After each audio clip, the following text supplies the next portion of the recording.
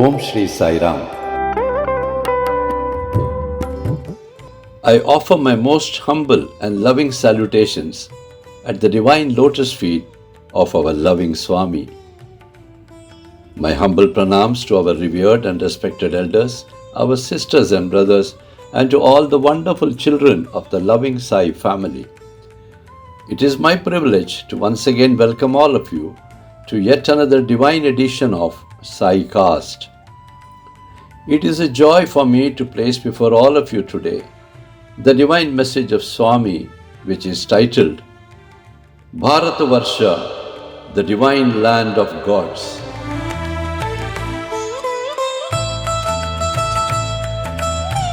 This is a very important message dictated by our loving Swami, which brings out vivid details about Bharatavarsha, which was the largest and the most powerful empires of those times. Swami clearly mentions that it was the most prosperous nation of its time, which was always peaceful and never ever waged a war against any other nation, big or small. It was a scientifically advanced nation because our rishis were our first scientists. We had our own famous universities and excelled in various fields of science, arts and crafts, and had a very vibrant culture of our own. Let us now listen to the divine message as dictated by our loving Swami. Sai Ram.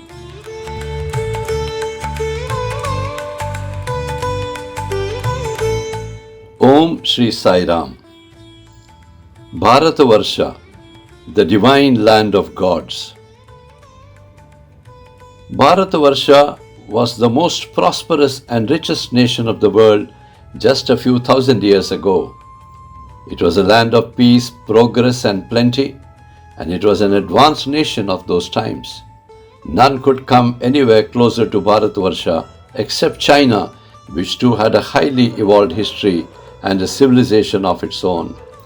Bharatavarsha spanned from the Himalayas in the north, and it included the present countries like India, Pakistan, Nepal, Bangladesh and Bhutan, some parts of Afghanistan and Tibet, and some others. The influence of the then Bharatavarsha was felt in far-off lands like Bali, Sumatra, the present Cambodia and Sri Lanka, and many other countries in several ways.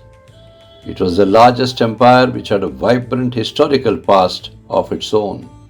Spiritually, Bharatavarsha was the land of rishis, who were fully realized souls. They had an extraordinary spiritual powers with which they discovered everything pertaining to the universe, our galaxy, and other useful information. They were much advanced in the fields of astronomy, physics, physiology, medicine, etc. The leading universities of that time were all located only in Bharat, namely Nalanda and Takshashila. It had a huge amount of research and study material properly documented on palm leaves and other writing materials with the ink made of barks of trees and wildflowers, etc. In practically every field of human endeavour and specialization, we had devised our own systems. Ayurveda is just one example. It is a system of medicine which flourishes till today and has in fact advanced further over the centuries. In astrology too, we had our own unique systems of calculations. The list of Bharatavarsha's proficiency is endless. Most importantly, we were a land of peace, which was the most notable feature of our nation. We have never started a war with any country since those days, and it still remains so even to this day. The credit for all this goes to our revered rishis, who were our first scientists. Thus, we were matchless in those days and were far, far ahead. It is this Bharatavarsha which, due to the mindless and horrendous invasions by many dangerous and demonical invaders from the north over the last 2000 years of its history, which has today been reduced from Bharatavarsha to Bharat and from Bharat to India, a name forced upon us by the British, who ruled this country very badly. It is this very same India which, with the second coronation of Sri Rama, has to revert back to Bharat, which is our original name. A name which will open the floodgates of more power and prosperity to our country in the decades to follow. My dear children, we are on the cusp of an extraordinary change, a change which is unprecedented in the history of any nation on this earth. This nation, as you will be witnessing, is again going to be ruled by some chosen spiritually oriented souls who are our sannyasis of yesteryears. These individuals will bring back the glorious past. All of you can therefore expect plenty of changes in all fields of activity. Many of these changes will be favorable, many may be challenging, many will also be temporarily defeating and even unfavorable. Our rulers and statesmen will undergo all kinds of experiences, and therefore these will be very demanding times for all, including the citizens.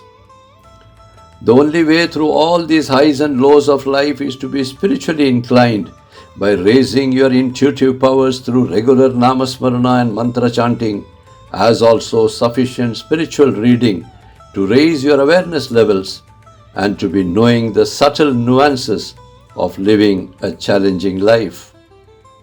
Be alert, be aware always, be committed to your peer groups and spiritual groups, be wise and live life in a fearless manner. Times would be changing quickly from good to bad to worse and vice versa. Be prepared to undergo all kinds of trials in life. Be attached always to the lotus feet of the Lord for succor and confidence.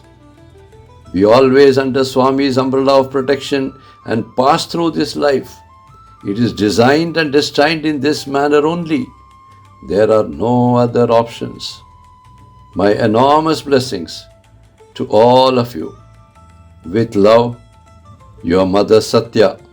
Jai Sai Ram.